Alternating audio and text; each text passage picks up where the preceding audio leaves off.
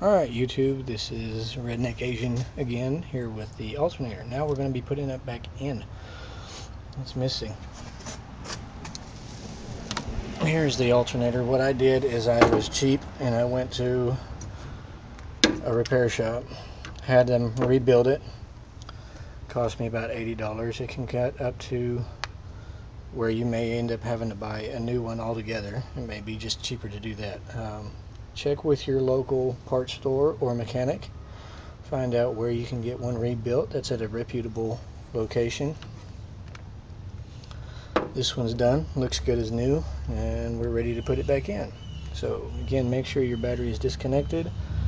Make sure, again, your belt is going to be seated properly. First thing that we got to do is we got to stick the bolt through the alternator mounting case into that bracket there.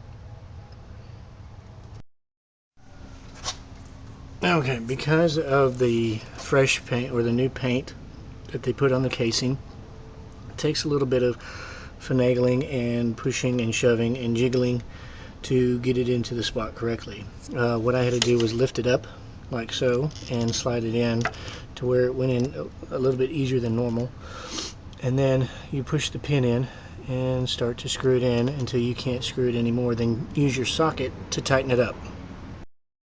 Alright, so now I've got the bolt in. What you want to make sure of, and I know I said tighten it down, but if you do that you won't be able to adjust your alternator. So leave it with there's a little bit of slack so that you can move it up and down accordingly to tighten your belt after you get that set in. You want to make sure that down here this bracket clears the other mounting hole. Next step is to get the through bolt and the adjustment. Alright, so the first part would be to get the through bolt. Let me see if I can get the camera down there so you can see it. The through bolt into the mounting bracket. You can see it on UNICEF may not have said this is a UNICEF study. This side, maybe. Here. We're doing a study. And I think that's I'm trying to do this by visual. Yeah. Right there. Through bolt goes through the bracket. You need to lift the alternator up to its highest point so that you can put that in there. Otherwise this bracket here gets in the way. And now we put in the adjustment screw.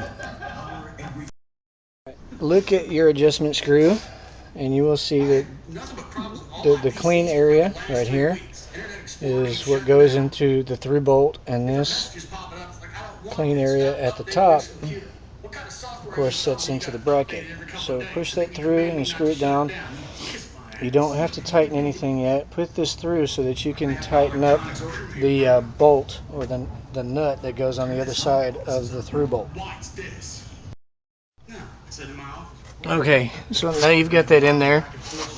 You want to slide the belt up over the pulley and make sure that all the grooves line up with the ribs in the belt. Otherwise, if they don't and you tighten it up, you're going to screw up your belt and you're going to be out some more money. You're going to have to get a tow truck or have a friend haul you over to the parts store so you can put it back on and go through all this BS again.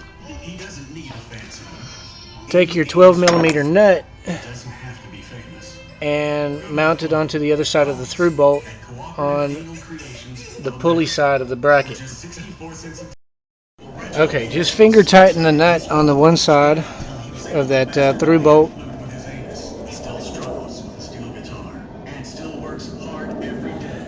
And then finger tighten your adjustment screw here until you get it up as tight as you can by hand. Again, make sure your belt is seated properly on the ribs and the grooves of the pulley.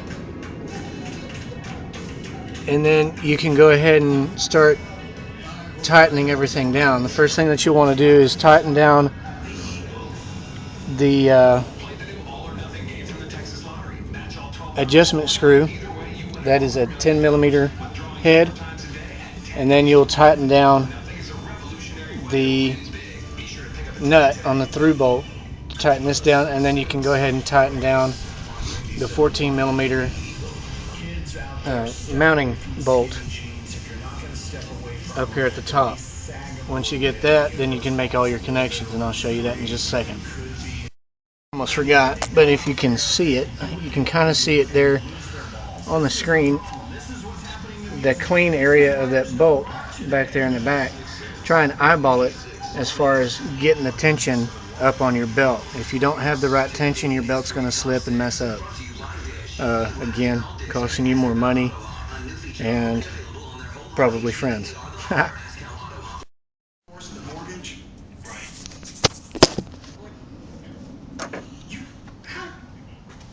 You're gonna make that money back in just a few months. How did you not go find $1,000 to refinance? Yeah, the guy was doing an FHA streamline in one of the programs that if you took out your mortgage before May 31st of 2009, and so he had to bring $2,200 to closing, and $1,100 was his normal payment, Russ. So he ended up having to bring about an extra $1,100 to closing, but he was going to save like $273 a month, and so. People say, I don't have the extra $1,000 to save $273 a month. There's not a better investment that you'll make in your life than that. And the fact that you had to explain it to him. And he finally moved forward today, Russ. I mean, I think he called. He finally moved forward because he got the obvious that this is all about saving money. I got to tell you a quick story. All right.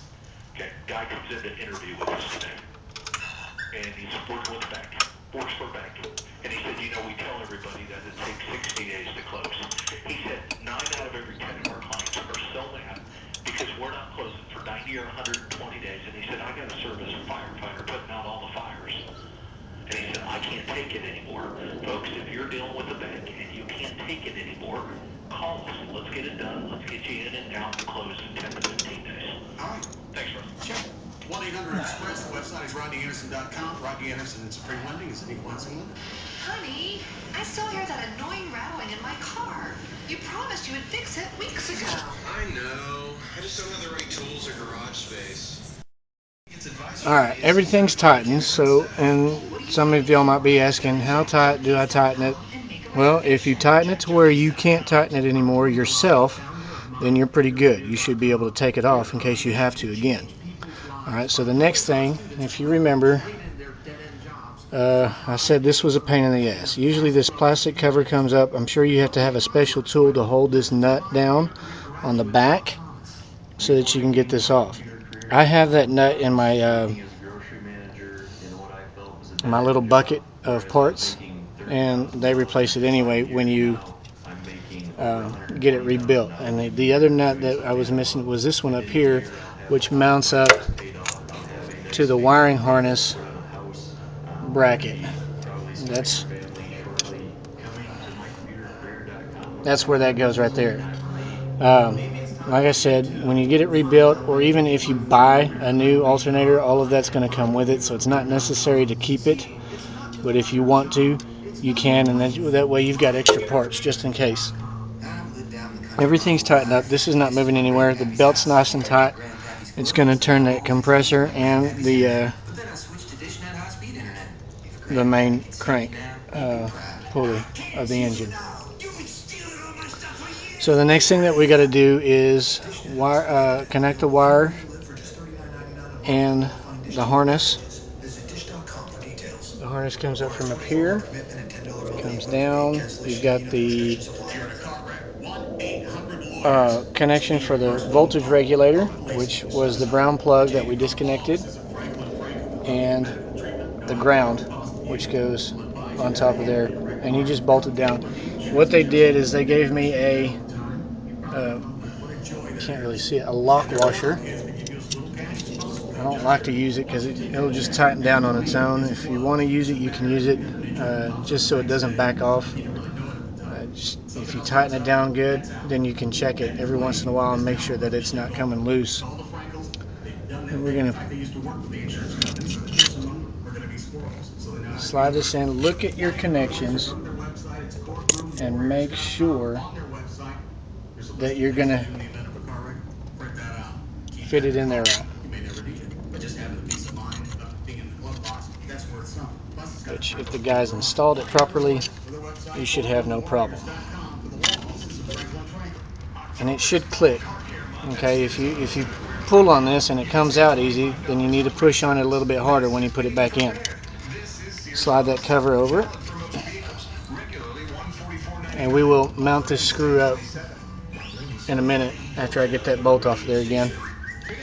And then next one is the ground right there. Okay, so everything is bolted on, tightened up, got the wiring harness all hooked up and everything. Belt is tight. Let's hook up the battery and hope that it works. Low is 61, partly cloudy. Tomorrow, partly cloudy, high is 76. Right now, 80 degrees at 71 the Eagle. In this last break, I went ahead and rebooted the computer. Well, no, it's Friday.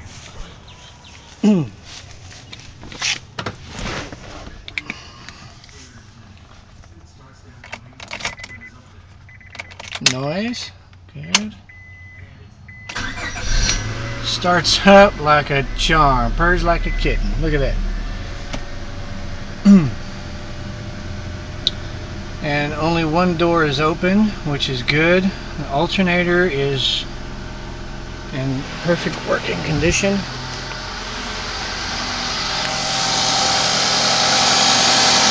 Belts and pulleys are turning. And that's how you do it. Change the alternator. Bye-bye.